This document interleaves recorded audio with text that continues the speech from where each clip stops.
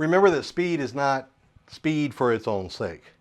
For me, speed is to get me from point A to point B and to fill in the blanks sometimes. You could take a solo, you could take a solo like this.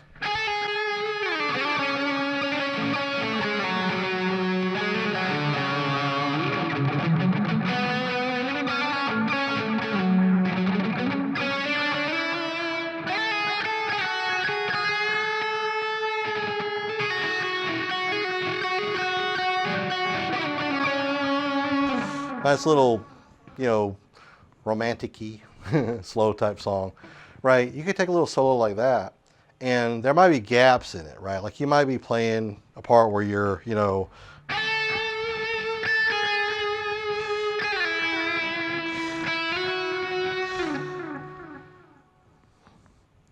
right? Then I come back to that.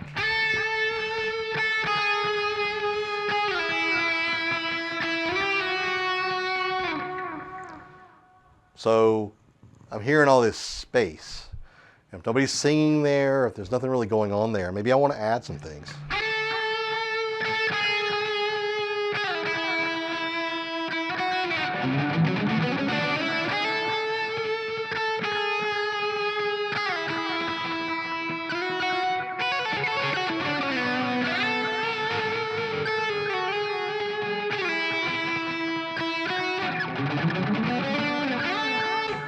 And I'm not saying that would be the best thing that would work there, but just that, that's where technique starts to allow you to do things that you may have not been able to do before. Because maybe, you're at a point right now where that's comfortable to you.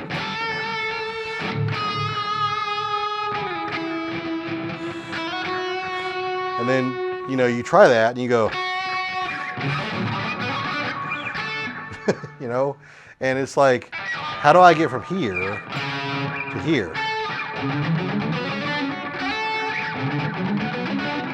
I could even go.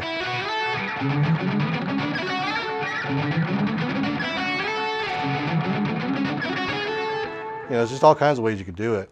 I could even go up the scale and then back down. Right?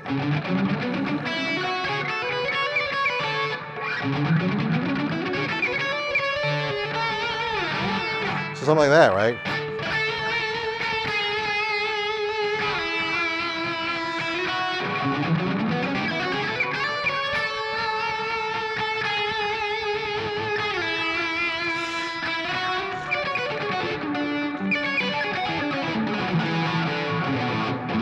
You even got that. That's a different shape, but you got that right there.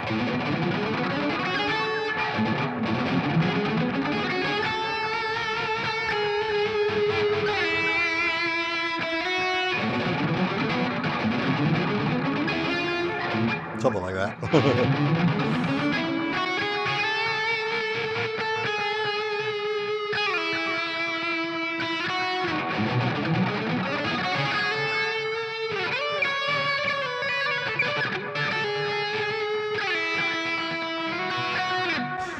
They're just like drum fills, okay?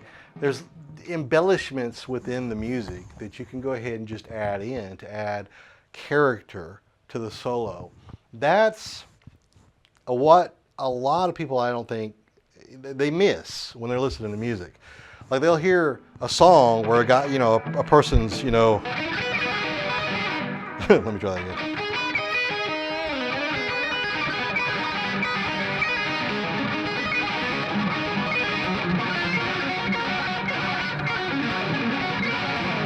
And then they got,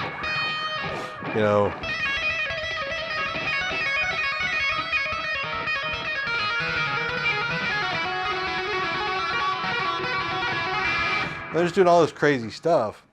But if you really take the time to listen, I'm not saying everybody does this, but if you really take the time to listen, you might actually be hearing more something like, let me start here, let's say,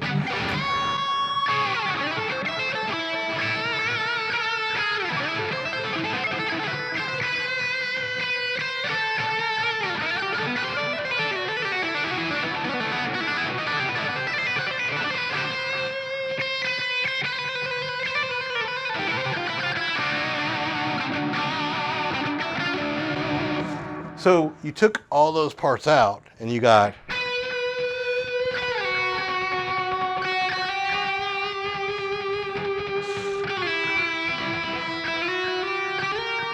you know, I'm not saying I played exactly the same thing, but my point is that there's something in there that's kind of underlying, you know, where you got something like,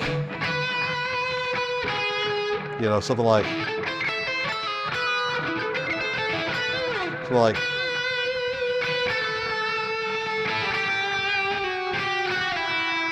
but they play instead.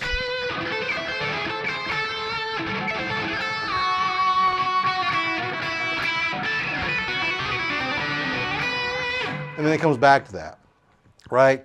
Sloppy is playing, I know, I understand. I'm on like my 14th video that I'm making today, so I try to make these in batches. But the idea there is that you are crafting something underneath. Like if you're playing something like this, if you're creating a lead, you're crafting something underneath. And it's underneath whatever all that fast stuff is that you're trying to play. The fast stuff is drum fills, it's accents, it's character that you're adding to what you're doing. And it can be the main thing, okay? It doesn't have to be the main thing. It can be something that's supporting the main thing, or it could be the main thing. Like I'm working on a solo right now where I think I'm gonna be going into something like this.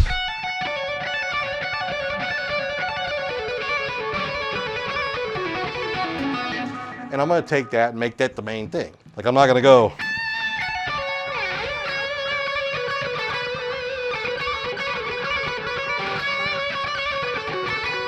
You know, which I could, but I feel like that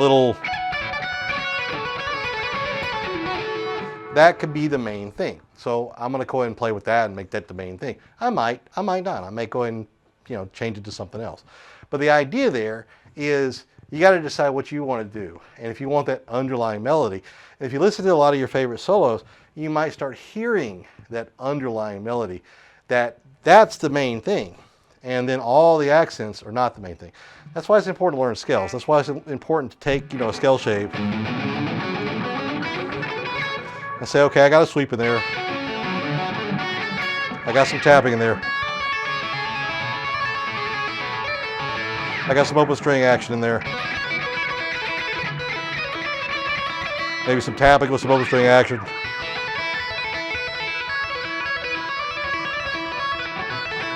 I got some interesting things in there, okay?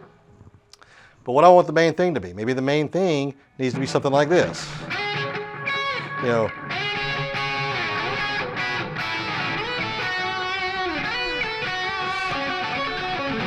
and I throw a little sweep in there, right? And then the main thing goes back to this. And I throw some tapping in there.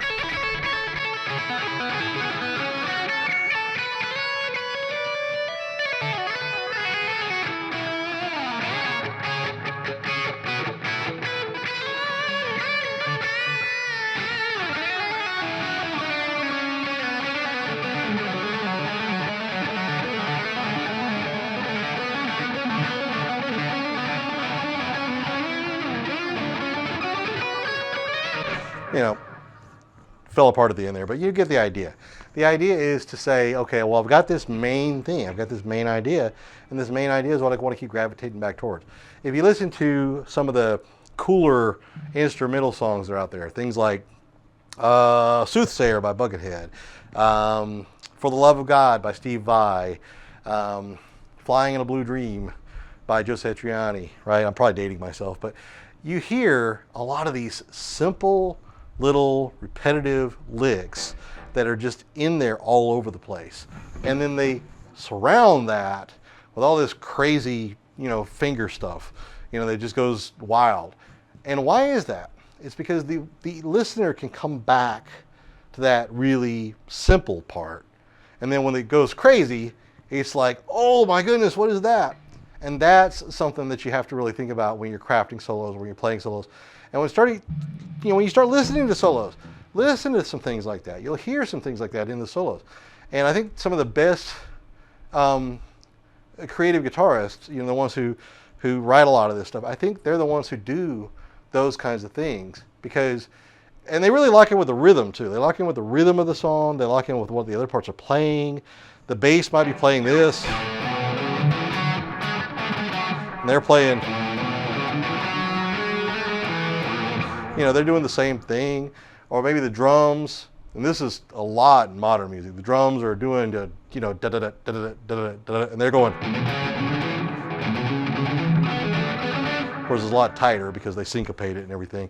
But the point is that expression is, there's no end to expression. Sky is the limit on expression. You can do whatever you want to with expression. So find whatever you want to be that main thing and make it the main thing, and then lock into that. And as you're practicing all these different shapes and scales and, playing around with, getting your hand speed on everything up and, working on, being able to just do things like this. And then you get to the point where you're like, okay, this will work here.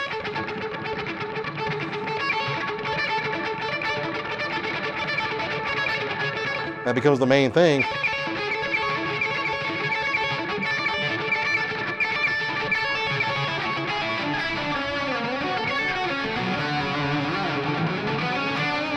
Then you throw some embellishments around it, then all of a sudden it becomes this really cool vibe that locks the listener into a certain part, but then you get the impressive stuff because you've reeled them in, and then you can do the other stuff that probably wouldn't sound as good if it was just, out of the gate that fast or that crazy, right? You want to kind of grease the wheels a little bit before you go into the crazy stuff.